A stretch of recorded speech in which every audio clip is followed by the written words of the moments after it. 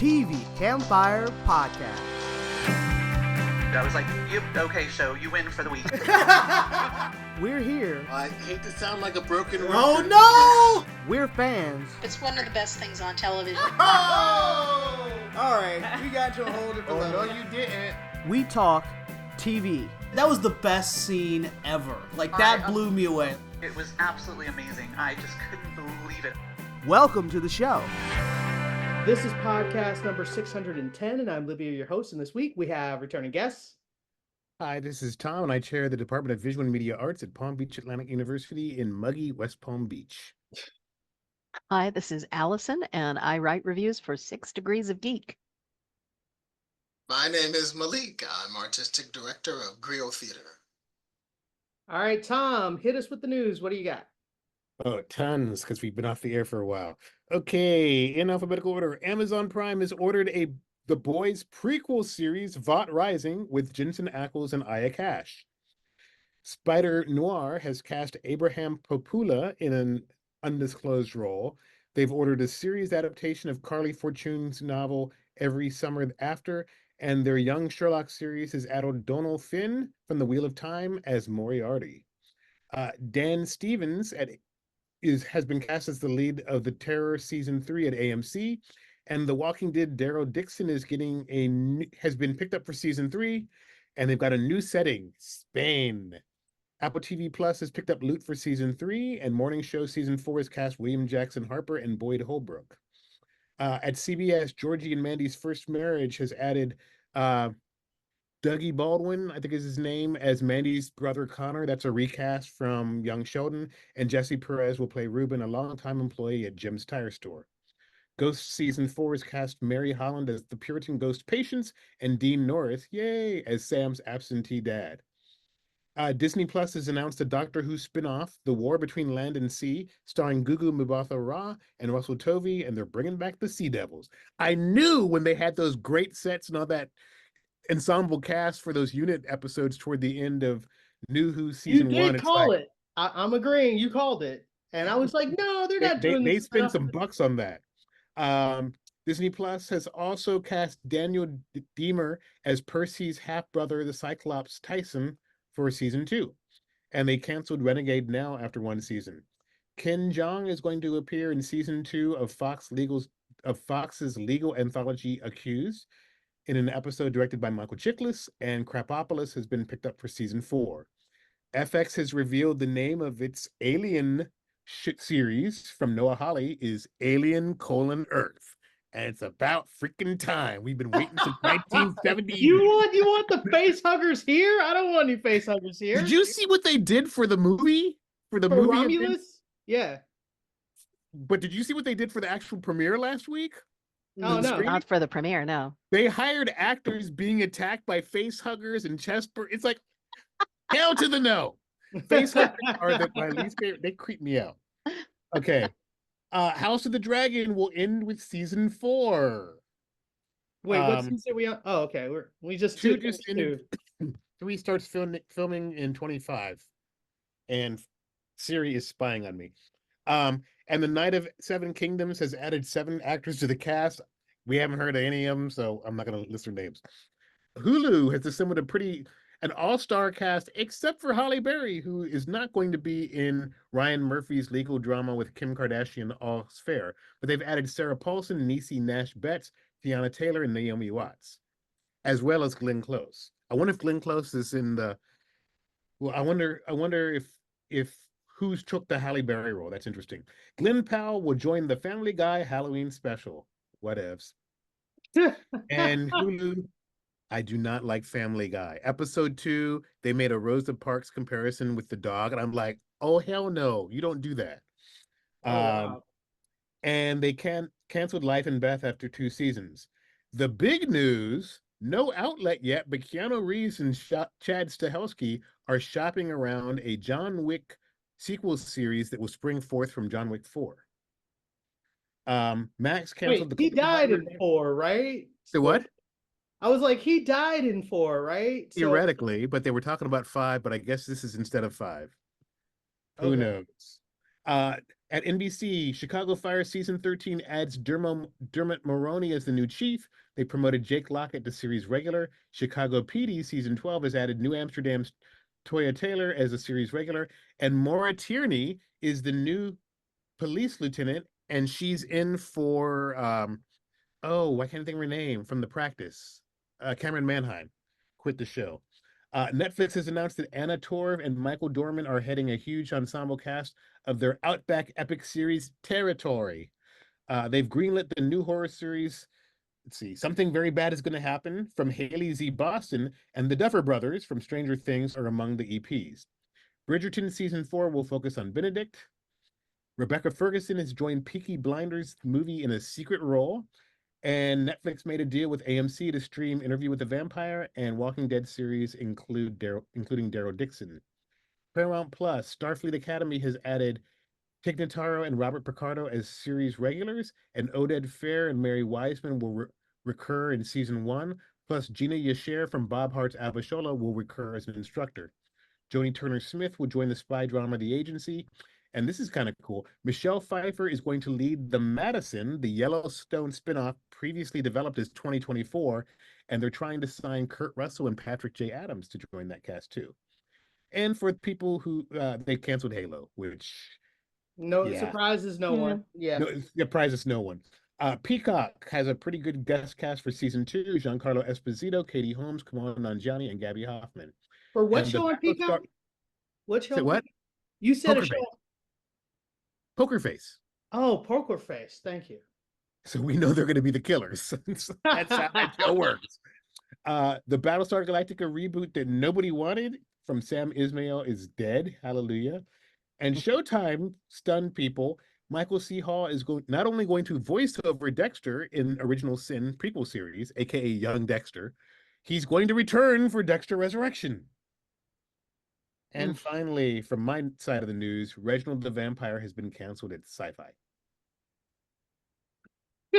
Nobody's for all two people who saw Reginald the Vampire. Yeah. If you saw Reginald the Vampire, you would understand why it's canceled. It was really bad. And one thing I'm going to add to the news is some of the news you said right now all came out of San Diego Comic-Con, which was why we didn't have a podcast last 2 weeks ago, because me and Tom were both down in San Diego. I was in the room for the Dexter news, so that was actually pretty cool.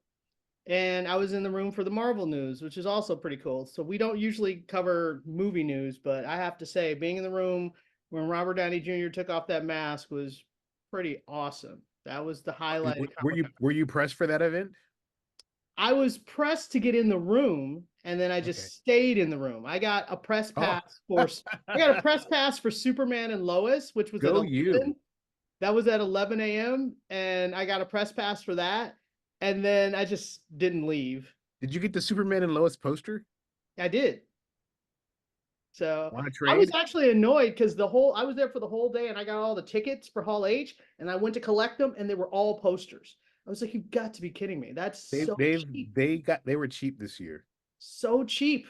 If I had known they were all posters, I wouldn't have gone and got them. But anyway, let's move on because I know you got a heart out and let's get rolling. So the first thing we're going to talk about is since we've been gone forever, it feels like, we're going to talk about Star Wars Acolyte finale, which no one cares about anymore at this point. But I still feel is it really Star Wars the Acolyte or just the Acolyte? They play fast and loose with. Do they have Star Wars the Acolyte? Okay, well, you have Star Wars. Didn't help it anymore. Malik cares. So Yes. since you care so much, I'll let you lead off the discussion. Go ahead. Go for it, Malik. Why do you care so much about the finale of Star Wars Acolyte? I think Acolyte's finale finally did what I was hoping this show was going to do the whole season. It brought together the kinds of things you hope for when you watch a Star Wars show. I'm actually going to jump right into just the fight with Soul, which was by far the best he showed up in the whole first if he could fight like this the whole time, why was he holding back? Like, okay. Yeah, he kind of made it seem like he was worthy and worth it being a Jedi Master. I was just so enamored and excited by the fight scene there. I think, on the prior episodes we talked about our difficulty of kind of believing which one. I'm trying to mix up the sisters now. Which sister has a path to the dark side? Is that Osha? Both. Both of them technically. Well, now, yeah. Yeah. But the one Time who we get to the the one finale, who it's like started out the one who started out dark was May. May was dark, and then Osha was light, and then they kind of flipped. Yeah. Okay, that's true. That's true. So we had difficulties with that path to the dark side. I actually kind of dug the resolution of when mixing it up now, when Osha discovered the truth of Soul's involvement, well, not his involvement, him killing her mother, and the action that she took as a result of that, I was all there for it. Again, anything that you can do that kind of harkens back to the original, this original film, I just think is kind of cool. So it's been a while since we've seen someone force choke another person. So I'm there for it all day if someone's gonna force choke somebody, because it gives us just that echo of Darth Vader. There were still problems with the episode for sure. I think the ending, they didn't know how to get out of the episode, and there wasn't really any power that the Sith had over them at the end. They just kind of gave him power over them by saying, I'll be your acolyte if you let my sister go. That wasn't really believable, but I actually enjoyed most of the episode up until then. So while it wasn't perfect for me, I had a blast in the finale, which is different from my experience from a lot of the rest of the season. I will echo some of what you're saying. I did like Osha's reveal when she finds out that he killed her mom, and she like loses it and kills him, and I did like all that. But my issue is the writers couldn't decide that Soul and the Jedi actually did something wrong. They tried to ride this weird line where they were like, well, the Jedi were kind of right and they really weren't really wrong. And they were just, I was like, no, have them do something wrong. Like, have the Jedi legit go on, do a wrong action 100%. And then it explains why this guy kills himself. It explains all of this stuff. But instead, they tried to ride this weird line where they were like, oh, they were really young and they made this rash decision, but the Jedi Council was totally not on board. And like they tried to do this weird thing where they didn't make the Jedi fully wrong. They made them kind of wrong, and they were just young and impressionable and and one of them just wanted to go home, and I was just like, no. It didn't work. So Tom, are you agreeing or I'm disagreeing? going to be contrarian. Here's my problem with the Acolyte. They went exactly where everybody thought they were going to go from like episode 2. I mean, the surprise that the good sister goes to the dark side was not surprising. Not a surprise. Yeah. Not a surprise at all. Now, if they really wanted to surprise me, have Master Soul go to the dark side, because that dude had some serious darkness inside him. He did. But that finale just felt like they were just like punching tickets or, marking off plot points in a structure grid. I was kind of bored because nothing surprising happened at all. And the big unanswered question is, I had to look up her name, the Green Jedi Master, Vernesta Rowe, who's from the books. We still don't know if she's evil. I'm not sure. Well, I don't think she's evil. However, we know that she brandishes a lightsaber / light whip, and if you look at the mark on the stranger's back, it sure is whip shaped. Yep. I wanted to know about that. We did see her lie, didn't we? Yeah, she lied Oh, about it. and we saw her But lie. we don't know if she's Sith. Like they were giving us clues that she might be Might be Sith. undercover Sith, But then they were like, well, maybe she is, maybe she's not. You don't know. So they But I they just didn't thought answer this that. whole, and this is for I'm blanking on the creator Leslie Headland. I loved her first Russian Doll season 1. I watched one episode of season 2 and bailed. I'm wondering if she was a one-trick pony because this was not a good show. It I'm was not. sorry. I'd say the main issues with this show was 100% the writing. So my thing But is, she created the show and I know, supervised but the my writing thing is, staff. if we go into season 2, you need better writers. Like I that. don't know if they're going to get a season 2. That's true. That's That's the true. They, problem because they violated one of the prime principles that most shows nowadays are smart enough to do. You've got to front load your first season or you ain't getting the second one. And the fact that this already had so much going against it because of the toxic fan backlash, but then it was an underwhelming show. Does it have potential? Absolutely. But you're not getting out of season 1 if you don't stick the landing. And I thought the landing was just kind of, they did not stick the landing. they did I not stick the agree. landing. No, Because it the was whole very meh. Yeah, because the whole deal with the sisters, like, I'll go with him, and if you wipe my brain, and I'm totally cool with you wiping my brain. Oh, I'm sorry. Was that out Like loud? that didn't even make any sense. Why would the sisters, now that they've reconciled, they've now are on the same side, why would they not go off together? That doesn't make any sense. Because the script. So they says were so. trying to, yeah, so the end, they were clearly trying to reset so that they could have story for a season 2. But it didn't make sense for where this season was and where the characters were. So I think they didn't know how to get out of it, and they didn't know how to get out of it in a way that left runway for another season. Up until then, I was thrown to pieces with the finale. I just thought that the whole thing was kind of a mess. I really did. And not just the finale, the whole thing was just structurally so poorly put together. And I kept going through the entire series and with the finale too, saying, is this going to reach a point? Is there going to be a point to any of this? Is that because so far I don't care about any of these characters. I don't care what they're doing. I don't see what this leads to. I mean, ultimately we know what happens later on. I mean, we know the end game for all of this, but why should these particular characters be important to that? And they never answered that question.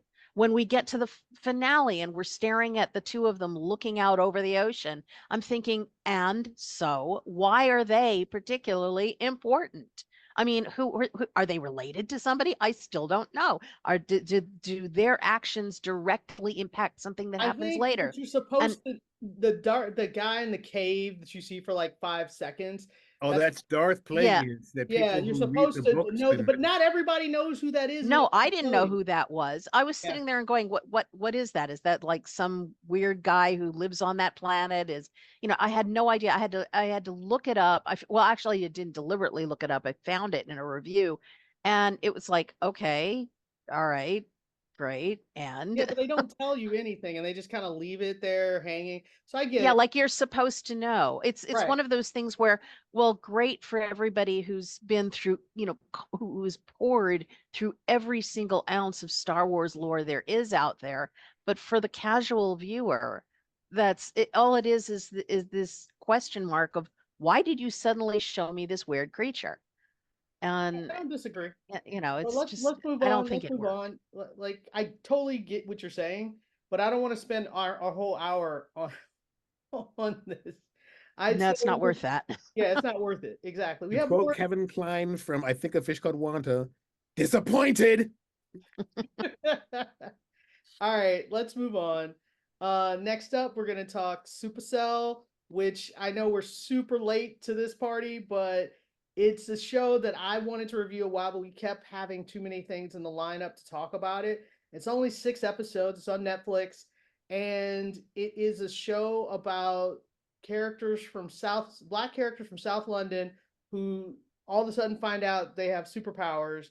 And what I really thought was interesting is those powers come from the sickle cell trait that is predominantly present in the black community. And so I thought that made it really interesting.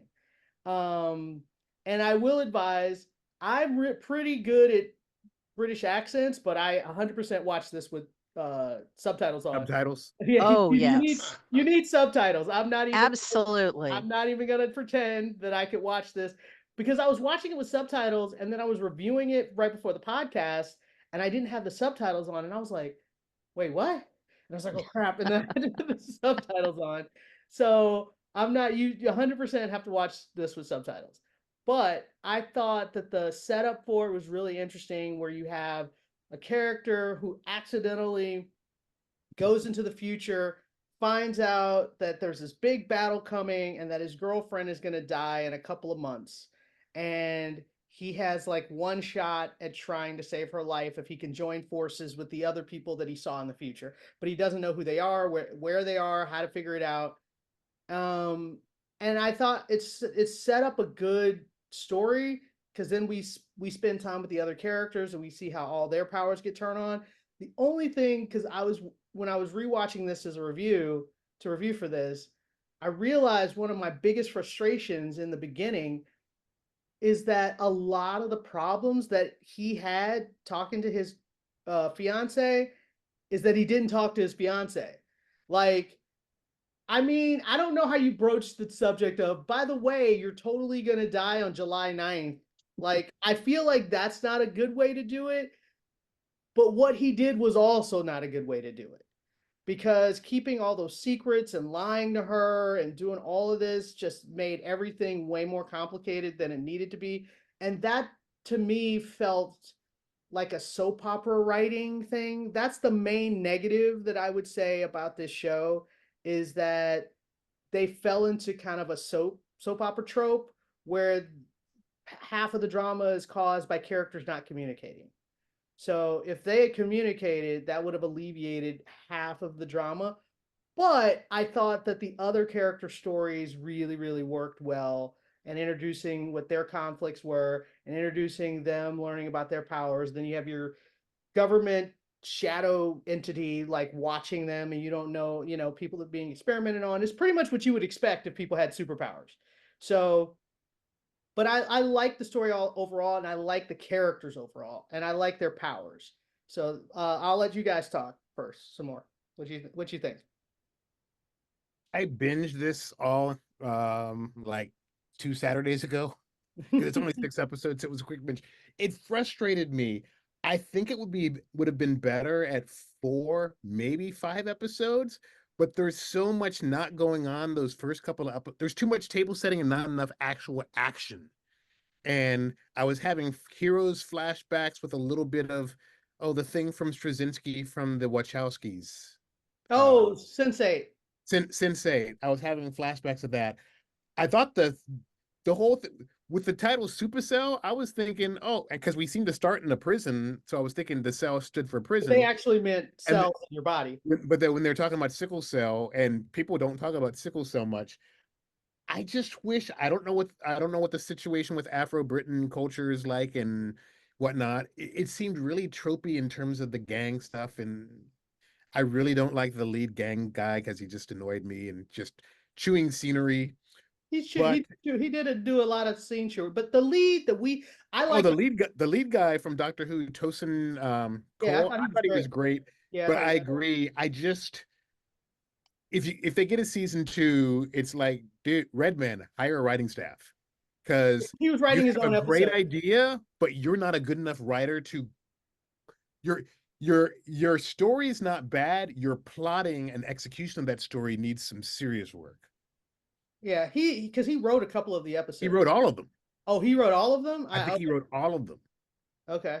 And there were 2 directors. It actually, I think it is going to get a season 2 because it did really well. I hope so.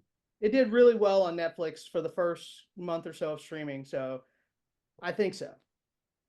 Malik, go ahead. Since you're the one who requested the show to talk about. Well, I loved almost everything about Supercell. And if you take the construct of, hey, we're going to have another superhero show, right? There are certain things that are going to be in every superhero show that you do, right? Certain powers that there's only so much super strength and visibility, only certain powers that you can do, and certain ways that they're going to have to find an antagonist and interact with them. So those are kind of things that you expect to find everywhere. But what I loved about this show is the things that you don't expect to find elsewhere, and it's some of what's already been mentioned. Um, the idea that sickle cell is the basis for how this comes about. I know we're only talking about episodes 1 through 3, so maybe I'll save another part of my comment for when we get to the rest of the episodes that where they talk a little more about how directly it's related to sickle cell. But I thought that was just a very cool take on things. I also absolutely love the relationships in this show. As a matter of fact, I only started watching the show because I saw a teaser of that opening scene between Michael and his girlfriend Dion, where he's acting like he's trying to pick her up, and in fact they're together, and he gives her this car. Everything about the relationship, even though we do end up having conflict with them with communication, I think that they so lovingly and genuinely build up the relationship before those challenges happen that I'm able and willing to give them some leeway on working through their conflicts. I will say, Malik, I will say on your point, I agree that they did the setup to the point where, as crazy as he was acting later, because they established their relationship so well, I believe she would still stand by him longer, as long as she did. Yeah, I agree. Also, the character of Andre, who has a super strength, his character line with the relationship he's trying to have with his son and supporting his son and making sure he doesn't go down the wrong path. I just really love that dynamic and that storyline being told. I would kind of echo Tom's thing about the gang culture aspect for the Taser character, and I don't know if I want to say most, but many British shows that have Black characters have them as drug dealers. Um, Almost as bad as how it's been in U.S. cinema. And there's some really excellent shows that have Black Brits as drug dealers, but it's definitely very common. So we do have that thread here. Fortunately, it's only, I guess technically it's 2 of uh, the 5 characters, because Taser is actually just a drug dealer gang member, and then Rod, the super speed guy, is also selling weed. So you actually have 2 of the 5 who are somewhat involved in that culture.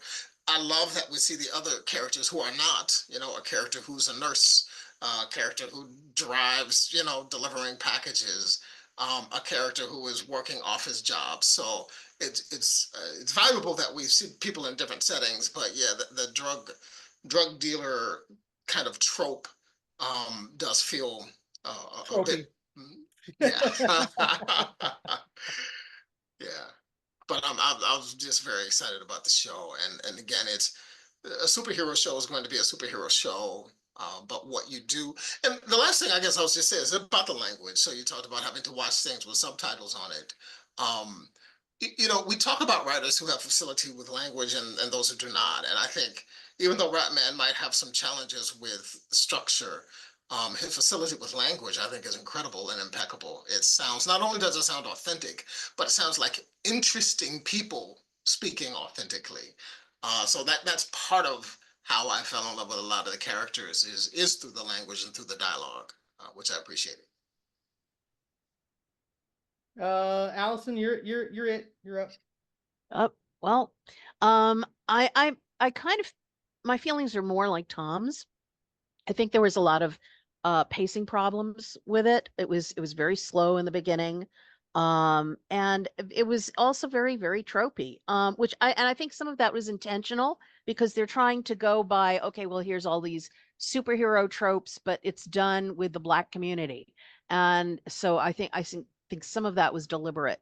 But I still felt like we were going, okay, well, this trope and that trope, and we're not finding anything new being said in here. We're just echoing tropes, but doing it, within this particular community. And the prevalence of the drugs and the gangs also, it just made me feel like, why do we always have to set it within this type of setting? Why can't there has to be something else within this community, other than that? We did see a little of that with the nurse and whatnot, but it just, why does that, you wouldn't see that with white actors. Oh yeah, there always has to be a druggie. There always has to be gangs. So why does it have to be a part of this? So yeah, I don't know. There were overall, I think it was interesting. I'd like to see what they do with the second season of this, but I think that there was a lot that needed to be fixed in terms of getting it off the ground because it was very slow going. I think it was, as Tom put it, too much table setting before anything actually really happened. And then, as it went on, and as you pointed out, Livia, there were just questionable things that the characters are doing that just make you think, why are you making all these dumb mistakes just to move the plot along? There has to be a better way other than just doing things that are deliberately dumb in order to get from point A to point B. It was, I don't know if it was getting point A to point B. It was more, let's create drama. That was really, and that was Well, only, yeah, you don't and have that a was plot only structure really, unless people do stupid things, and that how always long, gets me. I'm all I'm saying is that was really only one of the storylines. I just felt like Yeah, but it's the main storyline. it Let's was, face it. but It, yeah, it happens because he's trying to save his girlfriend, right. and then he does everything that actually puts her in danger. Well, we're not getting to the end. We're only doing the first three. No, no, no. But even from the beginning, like you said, he doesn't share with her critical To information. be fair, I'm not sure how he would have done that. Oh, by Yeah, the way, that's a dilemma. that is a dilemma. Like I That is not an easy conversation, but right. still. Yeah, and I think he could have built up to it, but especially once stuff got more and more complicated. And then he got to the point where he was just out and out lying to her, which I was just like, dude, what are you doing? But let's move on. Let's move on, and we'll circle back to this in the next podcast and wrap this all up, and we can talk about our conclusions, because I don't want to give anything away in case you haven't, you finished watching. I think it ends well. I will say that. So give it a shot. And so then you'll be I'm not saying. all right, let's move We'll be talking about it next one. we'll be talking about the next one. All right. And next up, we're gonna talk about House of the Dragon season 2. And I know I just happened to be wearing a Game of Thrones t-shirt. I did not do this on purpose. And with the family credo on it. I know, and I'm also not participating in this conversation because I didn't watch season 2 of House of Dragon because I got mad at season 1. And I'm kind of glad that I didn't watch season 2 based on all the hubbub I heard about the finale. People were like, rah, rah, rah, rah. And I was like, see, I avoided all that drama. I avoided it all. So you guys tell me, what did you think about season 2? And you guys have like 10 minutes. So Yeah. hit me up. What did you think of season 2 overall? Did it do everything you wanted it to do? Not by a long shot, but I think overall, season 2 was a huge improvement over season 1. First of all, that sense of claustrophobia you had of just being stuck in the Red Keep and nothing else happening, and not being aware of a sense of a big picture. And this is a big picture type story because it's a civil war that takes place across all of Westeros. So I think in season 2, they gave a much better sense of that going on, the opening it out and making you feel like you actually understand the stakes. Um, I think the characters were made more likable. In season 1, there was nobody I liked. I came away with it thinking, I don't care if all those people die. That's They why are I the was worst. watching. I mean, that's the thing, and I think they lost a lot of people for that reason. And I'm not even. I think I've just been watching Game of Thrones and everything else so long that I figured, I'll tune in and see if they do something with it. But I really didn't have high expectations. And by the time I was actually, just even into the second episode, I was like, I am Team Black. I am totally Team Black. I've just picked my side and all of that, because I've become invested in the characters. And that's a credit to the actors and the writers to bring something more to the characters, so they're fleshed out as human beings, and you actually see something more positive about them, that makes you actually either root for them or root against them. and they did a great job with that. I think the story moved along a lot faster. I think and certainly it looks gorgeous. The dragons are amazing in this. Um and they brought in new characters too, which at the beginning I was sort of like, well, why are they there? But they do tie it up and it works. I think the ending left something to be desired, not because it was like really horrible like the ending of Game of Thrones. It was nothing like that.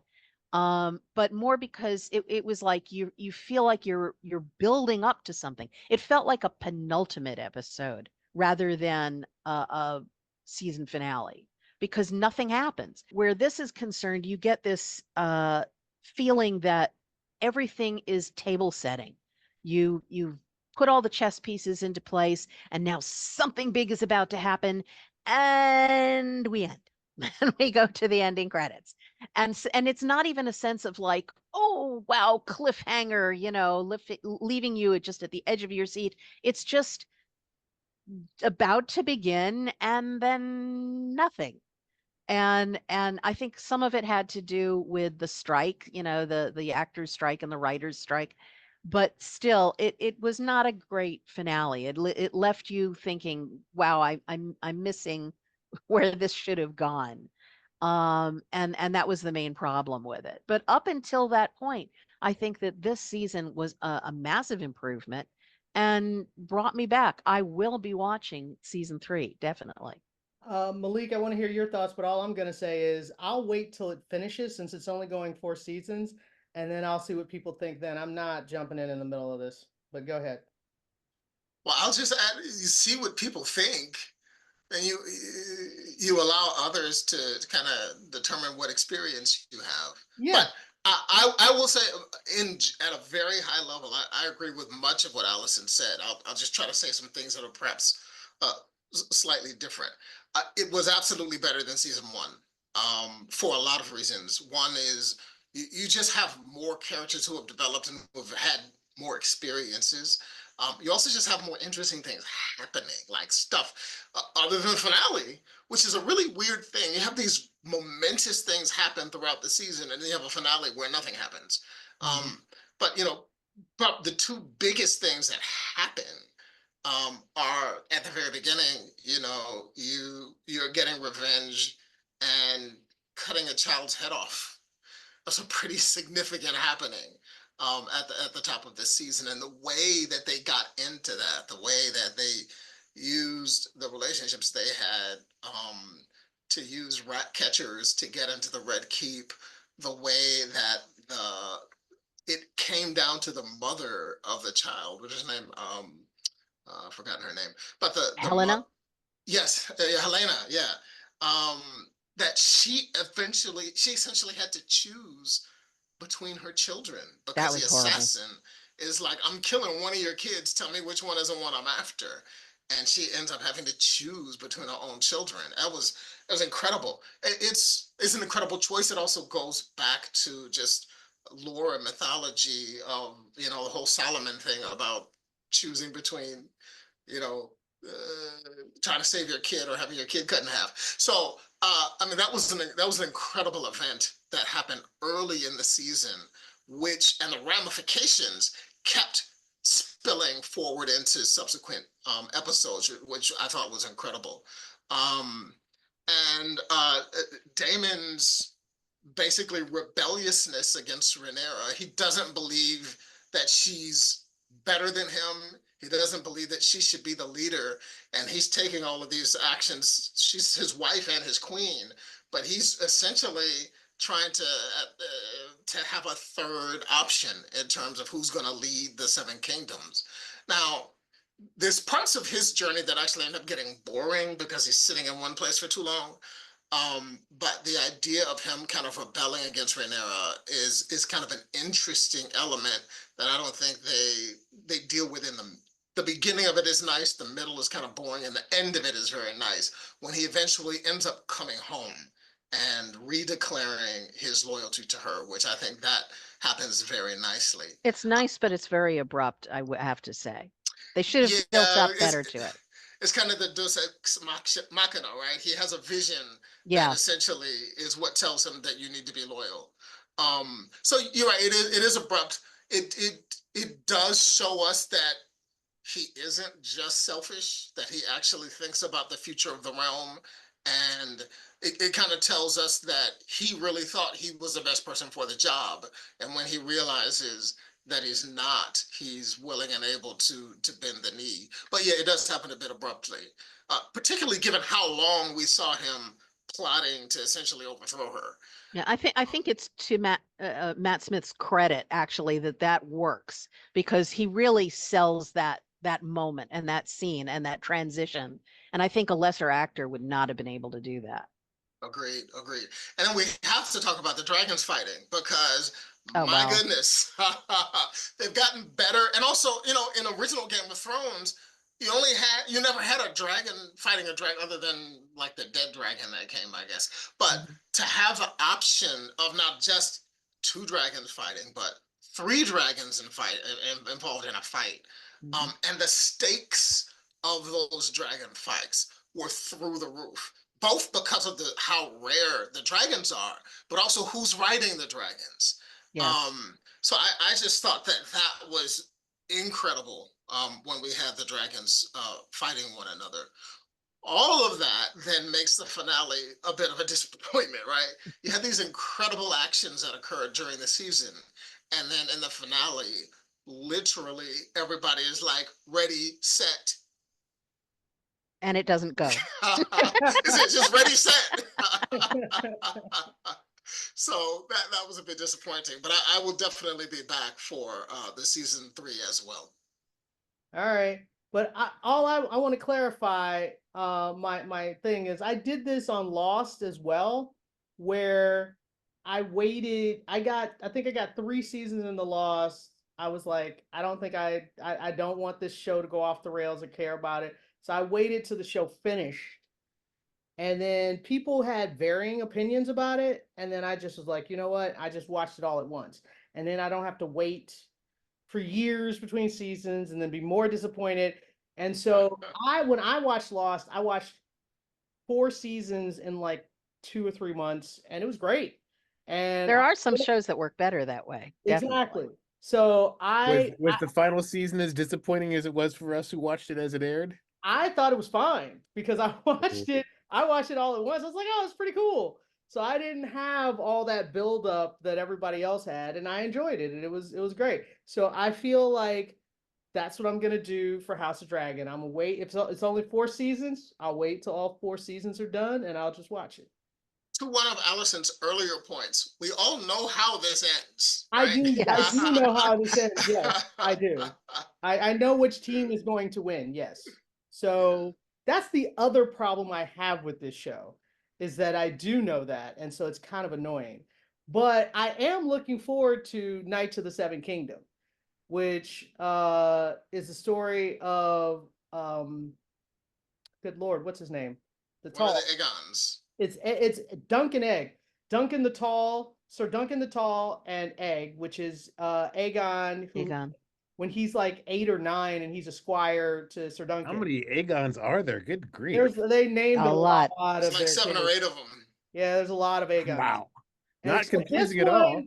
This one we actually know as an adult, I believe. He's like I can't remember which one he is, but I think we know him as an old man. So, and Sir Duncan is Brienne of Tarth's grandfather. So that is why she's so tall. So is he the Aegon that became the Grand Maester? Yes. Yeah. Okay. We know him. We know him as an old man. So in this show, we see him as like 8 or 9 years old, and he goes on adventures with Sir Duncan, and Sir Duncan has kids all over the 7 kingdoms because Hodor is also his son. So, yeah. Anyway, I'm excited about that show, so I'm gonna watch that because it's gonna be episodic and it's different adventures, and you get to travel all around Westeros. So I'm more. Last thing I want to mention. I know we're going, but just in terms of things happening in season 2 of House of the Dragon, the whole thing with the twins, right? You have twins on a show. How can you make use of the twins? And they use the twins in an assassination attempt. That sounded like a stupid idea, but almost worked. I just thought that was an interesting piece in the show as well. That's actually a huge part in the book is the twins and what happens to them. And I thought that they handled it very well, actually. Because when I read about it, I thought, well, how is that supposed to be something I care about? And they did make me care about it. So yeah. All right. Well, we're gonna move on. Next up, we're gonna talk evil, and we'll talk about Have to do the laugh. Yes. We're going to talk about episodes 10 and 11. Episode 10 is the one where after a loved one dies, they take all the information that they put on social media and phone calls and stuff that you can submit, and they basically create an AI representation of that person so that you can actually get phone calls from them and you can have text messages with them after the person's died. And what was so freaky about it was how like real it seemed for all the people. They was freaking them out. And I thought that was really spectacular, especially for that actually sounds like something that some idiot would actually do, by the way. Right, absolutely. It does. Like, Unscrupulous company would do. Super creepy. Like the one to allow you to clone your pets. It's like, no, ew, stop. Talk about creepy. It's not the show, but what you just described. After my father passed, I got a phone call from his number because the phone company had reassigned it to someone else. What? And my phone rang and my dad's number showed up on my screen. It was one of the weirdest sensations I've ever had in my life. So I'm not sure if we could sign up for that I would ever want to sign up for something like that. No. Well, and so the way the episode started, which was great, is the head priest at the church, he started getting these text messages from another priest who is already dead. And he had forgotten that he had signed some paperwork or whatever and didn't realize what it was for. And so he's getting these texts and he thinks he's being haunted, And so he calls in the team. And he's like, do I need an exorcism? What's going on? And the tech guy was like, no, it's from this company. And so they went and go investigate the company. And then they all sign up for it like idiots. And so they're getting phone calls from dead people. And the main priest, what is his name? Pastor David. The reason he became a priest is because his fiance/wife, I can't remember if she was his wife or his fiance, she died in a car accident. And that made him want to become a priest. And so he starts getting phone calls from his dead wife. And it's crazy. That part was crazy. All of it was crazy. Oh, and then what's her name? She made the priest like give her phone calls. It was like weird sexy times. It was like, what is going on? But the arc story is basically the final showdown between Cheryl and Leland. Ah, right. Oh, they have their big fight. Oh yeah. Right? Yeah. Which does not go well for Cheryl at all. It was going well for her until the demon interfered. Well, but freaking Leland's been in league with demons since season 1, and she knows. But I mean, it's not like, my point is, her plan worked really well. She poisoned him. He was dying of the poison, and then she should have just let him die of the poison instead of coming up and gloating. Like, the gloating part is what got her killed. So yeah, that'll do it to you.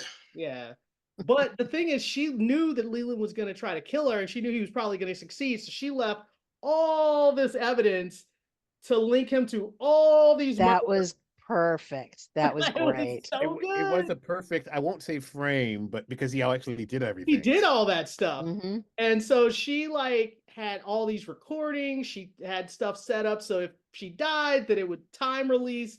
And then next thing he knows, he's getting arrested. It was fantastic. That was brilliant. He got away with her murder, though. Like, he tossed her out of a window or something, right? Oh, yeah. Yeah. And he got away with that murder, but she got him on, like, 10 other murders. Like, it was good. It was good. And then the follow-up with the daughter from the future coming. Oh! Did you actually believe that she was a time traveler? Oh, no. This isn't that show.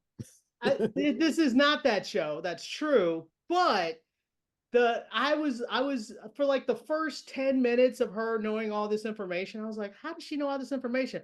And then I went, oh, it's the woman that didn't take off the mask that was having sex with the dad. And I was like, that occurred. I know this is confusing.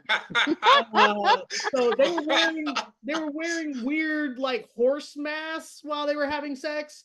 And then the dad took off the mask, and then the other woman doesn't take her mask off. So then later on, when you meet this woman where she's like, I'm the daughter from the future, and how would I know all this information? She starts listing all this stuff. But some of the information she listed, the daughter shouldn't have known. So I was like, wait, how would she know this? And I was like, wait, the only person who knows that is the dad. And that's how I knew that it was that. And it was good. They gave you enough breadcrumbs to figure it out without it being too early, and why, and I liked how the mom, what is her name? She didn't fall for it. No. Even though she had all this evidence, is like, how do I know this? How do I know this? How do I know this? She's like, yeah, I don't believe you. Well, she's a natural skeptic. Well, go ahead, Alan. true, but I think one of the big giveaways, Kristen. especially when they had the woman and the girl talking to each other right next to each other, is that the girl has brown eyes and the woman has blue ones. I thought the same thing. And I figured, okay, they're not that sloppy. They wouldn't have done that. Your eyes don't change color. And I figured right there, if there was any possibility that she was from the future, the eyes, are going to tell you, oh, not so much. Yeah, I thought the same thing. I was like, that's when I was 100% sure that it wasn't her from the future. But then this goes to my character assassination of the dad part, where I could see him giving all this information over to his, what do you call it? It was not fiance, affair. What's another mistress? Word? Mistress, that's the word. I could see him telling her all booty call. Yeah, I could see him telling her all this information, not realizing that she's going to show up at his family and try to pretend to be like from the future. Like, I could see him giving all this information and not realizing she was going to do that. But then at the end of the episode, they like run off together, and I was like, wait, does he know what she just did? Like, what? Yeah, they disappeared way too conveniently. Yeah, I was like, what? So that was a little weird.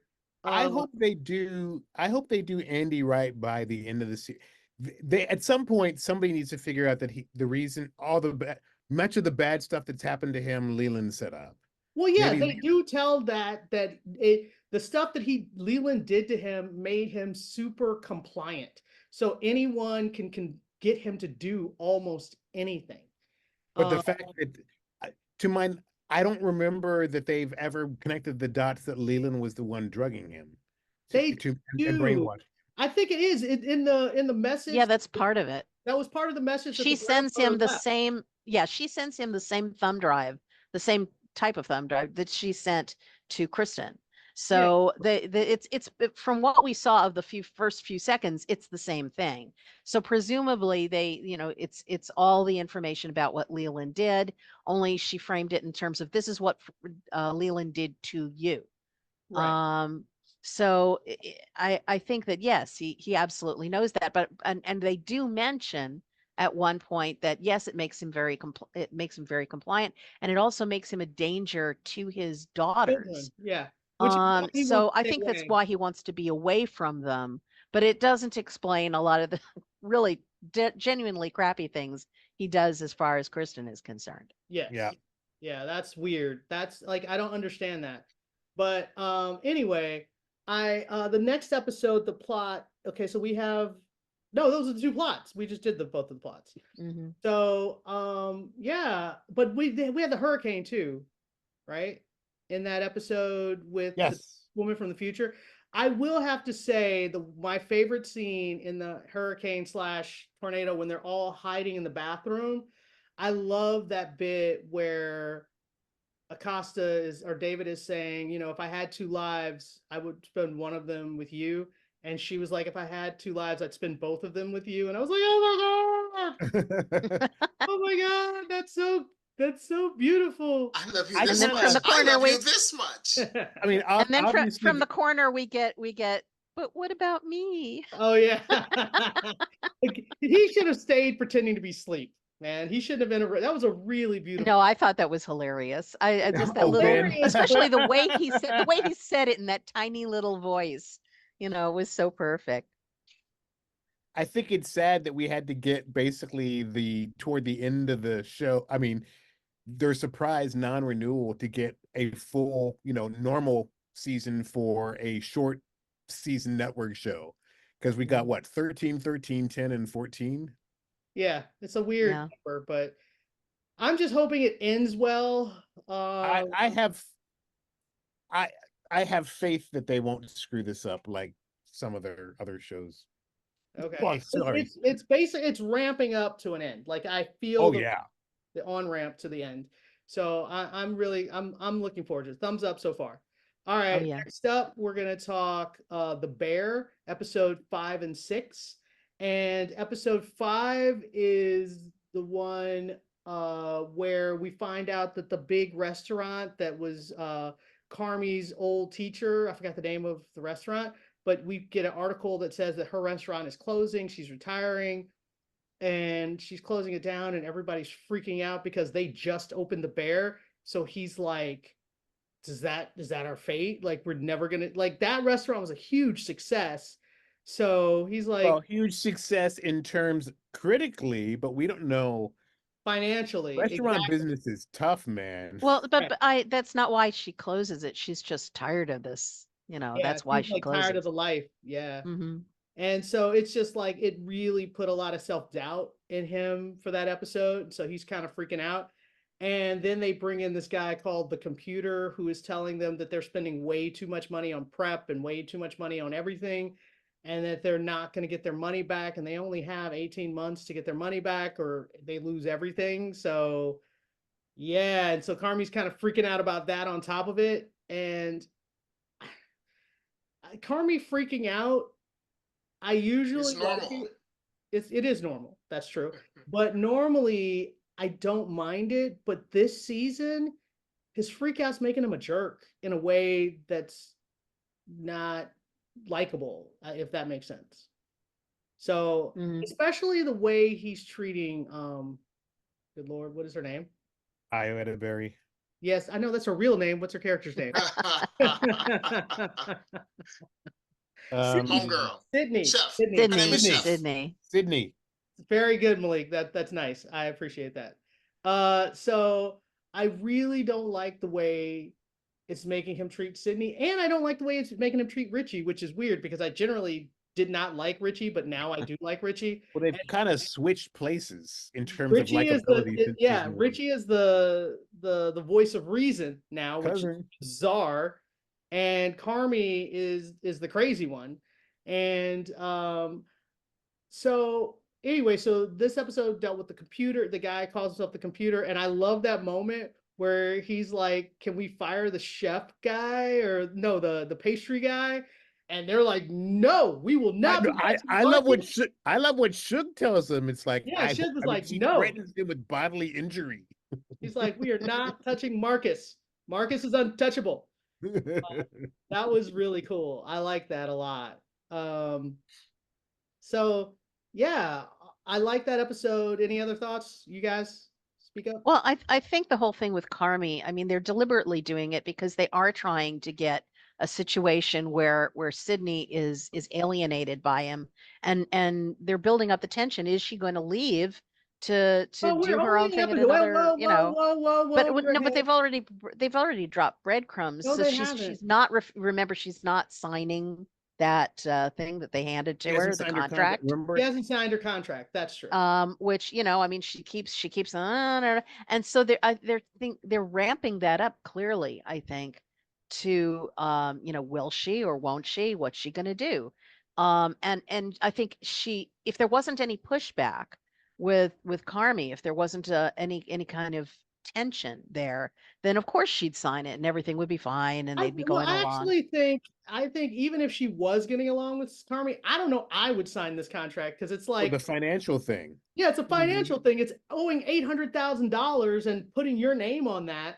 I wouldn't want to do that, even if I loved Carmi. So that's really what I thought her issue was about signing that contract. That's a lot of debt to sign your name to. And I was like, no, I'm not signing that. And Especially when they're supposed to be partners, right, and he seems to have very little authority. It's like he has he's the little boss authority. man Yeah, well, that's the thing. He's not treating her like a partner. and If you're like going to an become equal. financially beholden to that for that much money, then it better be because you are an equal partner in this business, and he is not treating her He that is way. not treating her that way. And Never has, by the way. no, he never Nope. has. No. He respects her more than anyone else there. That's true. That ain't But saying a lot for him. but he does not treat her like an equal. And he I think she needs to show up in the next episode wearing a green dress and calling her banners. And she's gonna be like, "I'm Team Green, let's go." So Carmi, I think he needs a wake-up call with Sydney because he absolutely 100% needs her. He does. Oh, And yeah. and I think he's taking her for granted in a way that I don't think he realizes that's what he's doing, but he is really doing that. I don't think Carmi realizes a lot. He is so into his own world of pure panic, and neurosis right now. And I think that's dangerous too, because I mean, you saw what happened to his brother, Yeah. who finally succumbed to all that stress and that panic. And it's these kinds of things run in families. So I do worry about where that's leading as far as Carmi is concerned, because he's not addressing all the crucial issues that he has in his life. And every time everybody tells him that, he's got this restaurant, he's happy, he always says, no, I'm not happy. Hmm. He always talks about how not happy he is. And I'm like, why are you doing this? I wonder if we get a very special episode, season 4, where Carmi sees a shrink. Lord knows deeply. Well, he was going to group. He He had was. a group thing where he was going to group, which I thought was helpful. That But feels like that was ages ago. I know, but he's not. I don't think he's going to group now, and he really needs it. And then the next episode, which I thought was fantastic, was Directed by Napkins. Ayo Edebiri. Yes, it's called Napkins. And God, I forgot her name again. What's her name? Tina! Tina. Good Chef. Lord. Love her. If you're just calling everyone chef, that doesn't Yeah, help. everybody calls each other chef. I know. He was just like, you mean the character of chef? Like, no, it's a title. But I love that we went back into her story before she ever started working at the Beef. We saw what her job was. We saw why she got fired, what her family life was like, what her kids were She like. got laid off. What she was without a job. So Yeah. They downsized. They Downsized. downsized. Yeah, and she had been at that company for like 20 years. And so she's like, what do I do? She has no idea what she's going to do. But she's also got her pride. And her pride was getting her in trouble. But I really liked the journey that she went on. And then when she meets Mike at just the right time. I want to sing the praises of John Bernthal. I was just talking with somebody about this yesterday. That dude, I swear, I've seen him play bad guys, good guys, anti-heroes. He's the husband in Origin, which he was great in Origin. He was great in that. And as soon as, spoiler alert, the movie's been out for a while, but when he succumbs, I Googled to find out, oh man, because in real life, what he had wouldn't have been sudden. But I really liked the two of them together. But that dude is amazing. And the relation, I mean, wow. Just every time I see him in something, he just nails it. And this Just nails it. And the simple act of kindness he shows to this woman who's having a hard day. Just such a pleasant reminder that treat people nicely. You never know what kind of day they're having. And it changed her life, literally. I mean, all the people who are bagging on this season, I don't think they understand this season is more about character than plot. Right. And for me, that works because most shows are very plotty, which isn't necessarily a bad thing, but this is a special show. It's a different kind of show. And the fact that we're allowed to take these deep dives into the characters, because story time this season doesn't cover a lot of time. Right. But character wise, we go deep into some of these characters. And I really like this one as opposed to some of the other ones we're going to talk about. There's a couple I did not like as much, but because I'm over the Fact brothers, by the way. I hate them. Oh, please, What's yes, up God. with that? Spending way too much time with them. I don't It's enjoy, gonna go away. I think John Cena is a much better actor than people give him credit for, but I'm just like, oh, you can be as annoying as he can be. Yes, exactly. Because that's in in the episode before with the Also, even with a show that has done plenty of cameos, I mean, we've seen a lot. For some reason, I could not integrate him into the show. When he Yeah. came on, all I could see was John Cena. That's very all weird. I could see. It was It was very just weird. John He's not Cena doing exactly a a cameo. chameleon.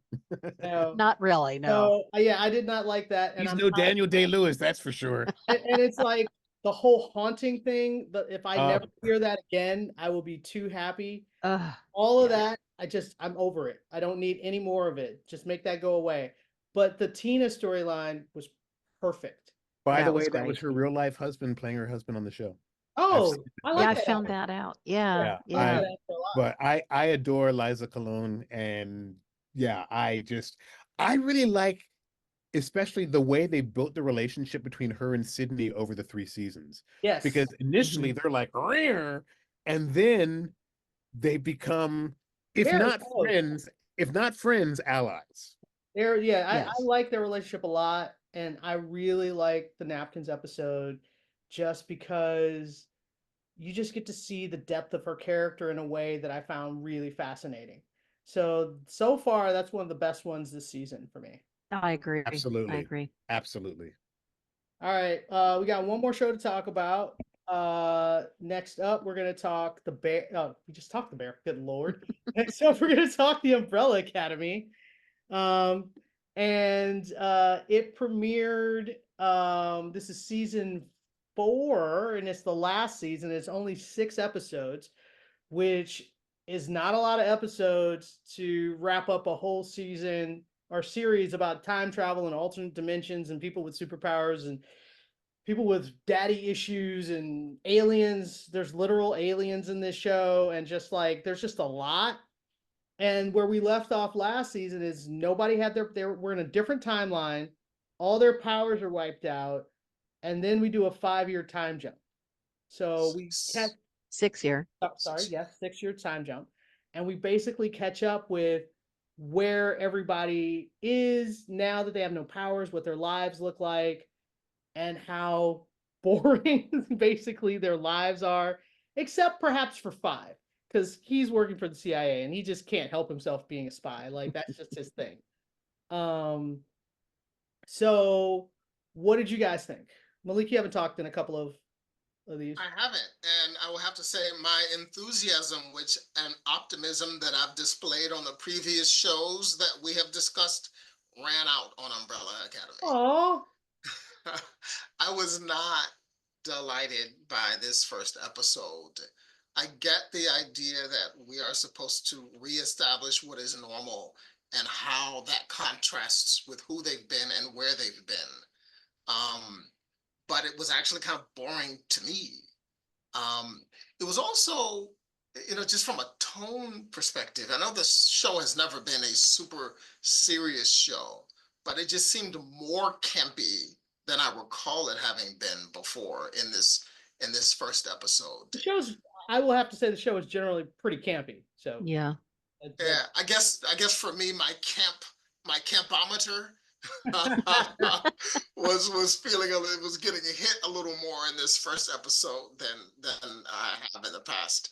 So I was rather uninterested in where it goes beyond. The most interesting storyline is how, and I know none of the names, how the sister is going to be reintegrated into the unit. Allison? Yes, Allison. That's kind of the most interesting storyline that was presented in the first episode, and somewhat interesting because she's taken steps that alienates her from everyone. And wait, are you talking about Allison or Victor? Allison, she's the one. She's- she was sitting Yeah, outside of the they- birthday party and she didn't want to go in. Oh, right. Yeah. Because she's the reason why they don't have powers. Correct. So to me, that's a slightly interesting thing that I'm kind of interested in where that goes. But otherwise, I was rather uninterested in what was happening in this first episode. I mean, Victor gets kidnapped, and then they have. But look how it happens. It's like, hey, I need you to come with me. No, I don't want to. I don't want to hurt you. I'd like to see you try. Psst. Like, it's like that scene was so anticlimactic. If you're gonna say I'd like to see you try, it better be difficult. It was easy. I think, you know, when he said that, I think that it was one of those situations where Victor forgot that he doesn't have any powers. Yeah. It's like, I'd like to see you try. Sure, why not? You know, it's not like you can do anything. You're 4 feet tall and have no power. Victor was talking like someone who had never been punched in the mouth before. Right. Yeah. So I don't know. I kind of agree in that I'm really tired of having like every single season start with all of the siblings battling each other and hating each other. Yeah, this one they were coming together. They had a nice little children's birthday party.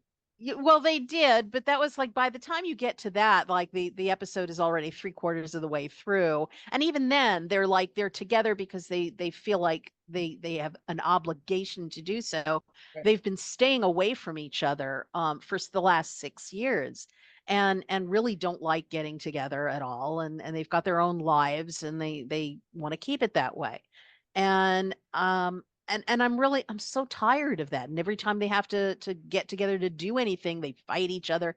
And it takes a while before they actually start operating as a group and showing affection to each other. And by the end of the episode, we'd fortunately, thankfully, gotten past that and reached that point where they were working together, even if it was by force to find Victor.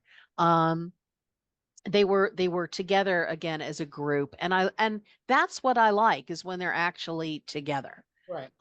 And they're working as a unit, and they're showing, you know, sibling affection for each other. And then it ends on the cliffhanger of them getting their powers back. Like that's yes.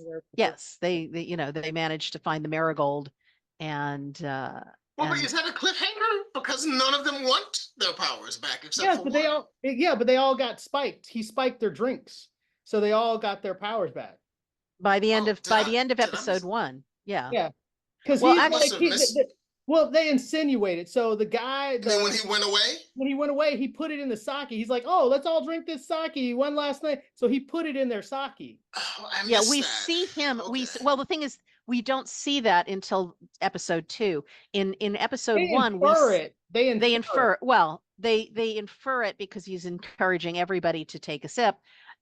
We only actually see him drink the marigold. Right. But then in episode 2, but if you see the bottle's almost empty when he does it, so you know he used it.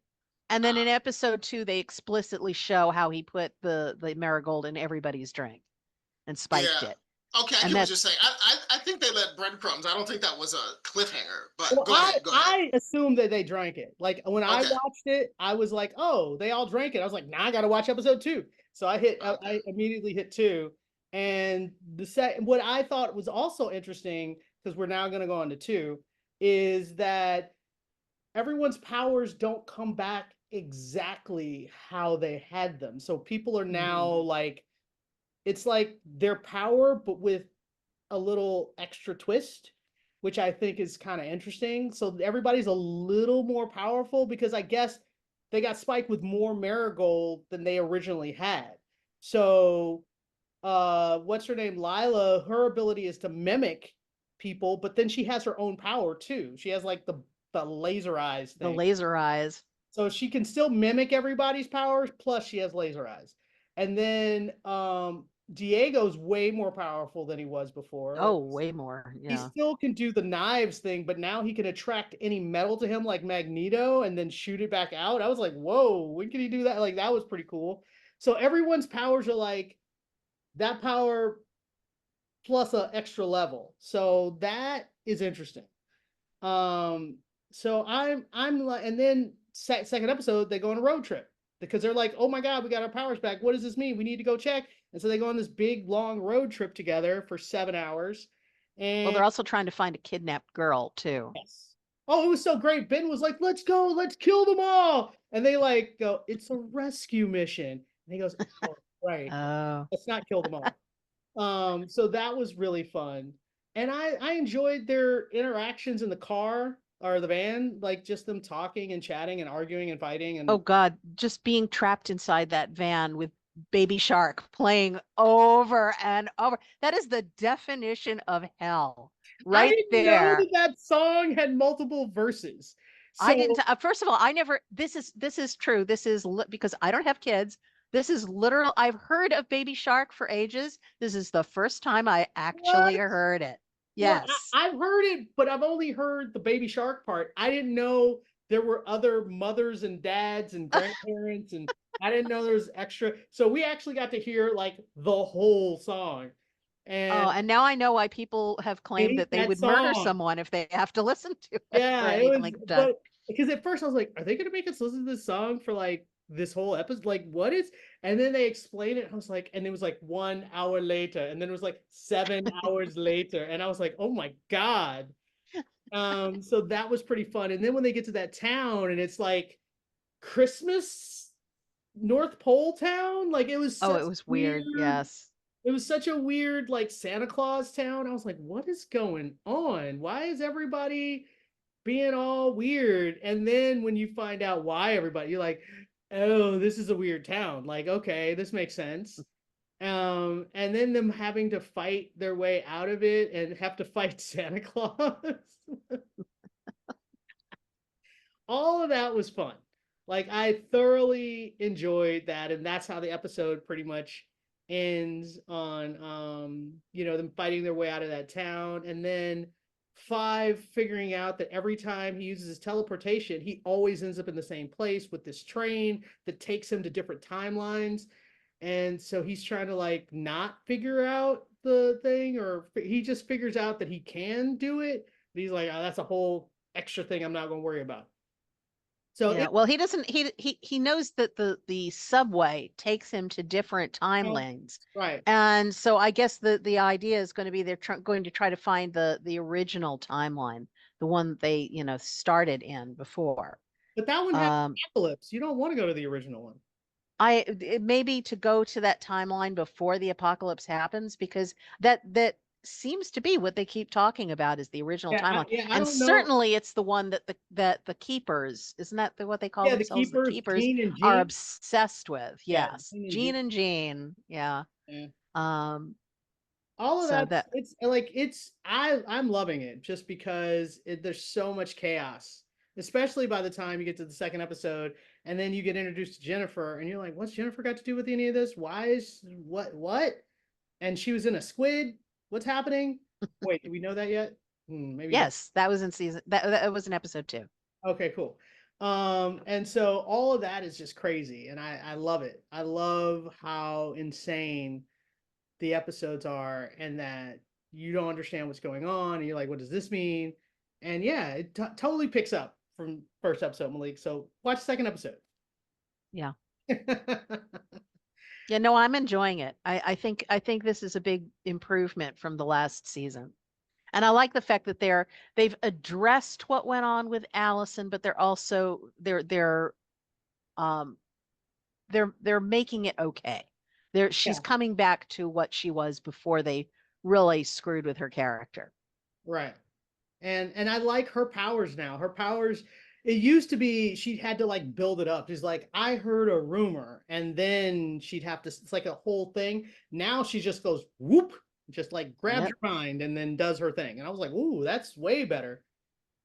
So everybody's powers have, like I said, have gotten a bump up and in interesting ways. I'm not sure about, wait, I don't know if I want to say that yet. Never mind. In case I'm off of my timing, because I of course couldn't stop watching, and I've watched the first 4, so I don't want to give any spoilers. All right. There you go. I'm being chill, not saying anything. So I'm gonna say thumbs up. Allison? Me too. For so far, so good. All right. Malik, watch the second episode. I know you're kind of sideways after just the first one. I'm down on the first one. Maybe Oh. the second episode can. Oh, look, he got my little thing, my icon. All right. So we're going to wrap this up. If you guys have any questions or comments, you leave them at tvcampfire@gmail.com. Follow us on Twitter and on Facebook. You listen to us on sci-fi.radio, 6 Degrees of Geeks, iTunes, and YouTube. And we'll talk to you guys next time. Bye-bye. Bye.